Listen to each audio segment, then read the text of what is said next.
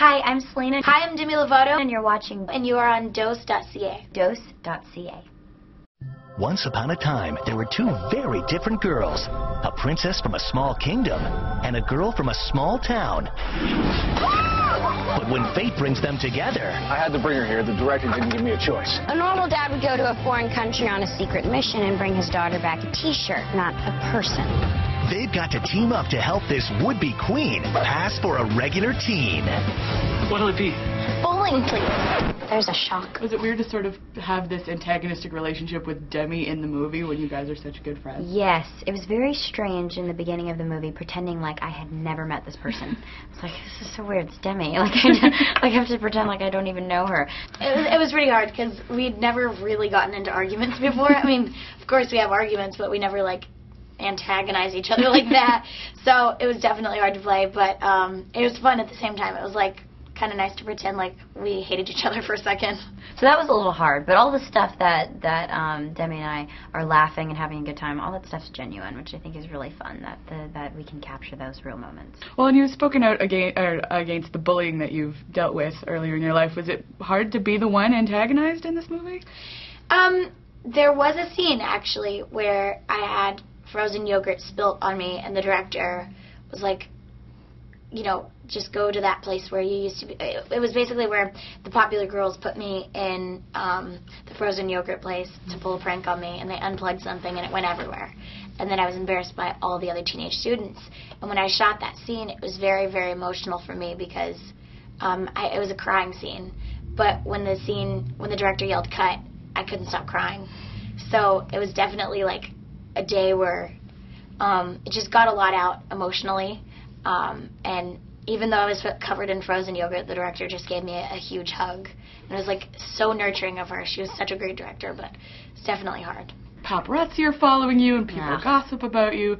How do you have a private life when people are always focused on what you're doing?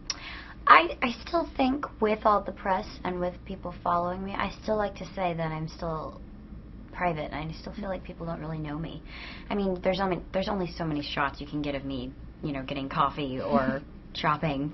I don't think that, I mean, that's everybody in the world, so I don't really think, I would say that, I like to say I still have a little mystery left. I think that if you want a personal life, you can keep a personal life. I mean, sometimes it's hard when you're seen with somebody or, you know, people start rumors or whatever, but at the same time, it's like, if you and your family and your friends know the truth, then that's all that matters. How do you deal with people just recognizing you all the time and paparazzi following you around? It's not really hard. I don't have a lot of paparazzi, which is good. I mean, I do, but it's like not overwhelming.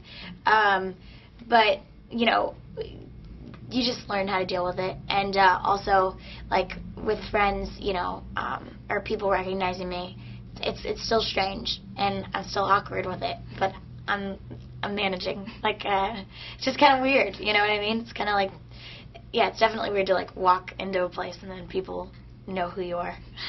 It bums me out because I am only 16, and I didn't really get into this industry for people being interested in who I'm dating. I love what I do, and I love my job, so I always try to focus on that more, and that does kind of bum me out that people have lost that and care more about who I'm friends with. What's the weirdest fan experience that you've had? Okay. One time I went to the movies and there was no one in the theater, and I sat down by myself and my friend Jennifer. A kid bursts into the room and says, "Selena, I'm coming to talk to you," and like runs up to me and tries to kiss me and says, "My brother wanted me to give you this," and I'm going, "Whoa, hang on, what are you doing?" And it was so cute because he was like, "Oh, well, I'm just a fan," and I go, "Okay, but I'm not going to kiss you." That was probably the weirdest. It was sweet because he was only 11, but I was like, well, okay.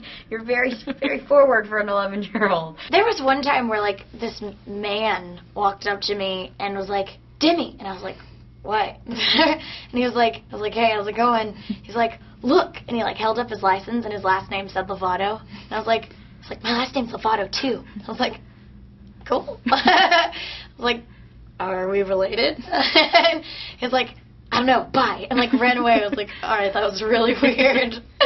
but it was funny. Do you get fans like asking you out on dates or wanting to inviting you to sleepovers or? Somebody proposed to me one time in Spain with a ring and everything, and I was like, I don't really think I can say yes because I don't really know you.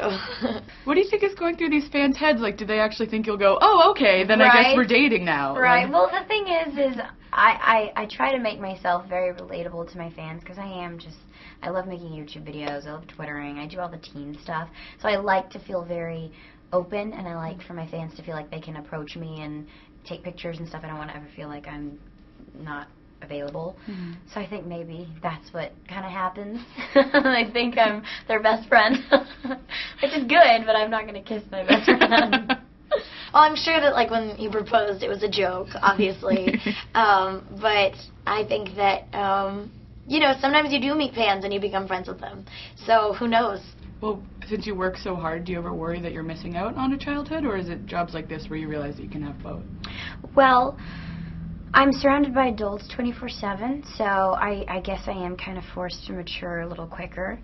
But when I'm with people like Demi or my family, I feel like I can be a normal 16-year-old, and I like to say I have a balance of both. I don't feel like I'm really missing out on too much. I love what I do too much to say, well, I'm not going to do it because I want to go to prom. I look at it as I'm given an opportunity that other people are missing out on, and I'm very thankful to be here.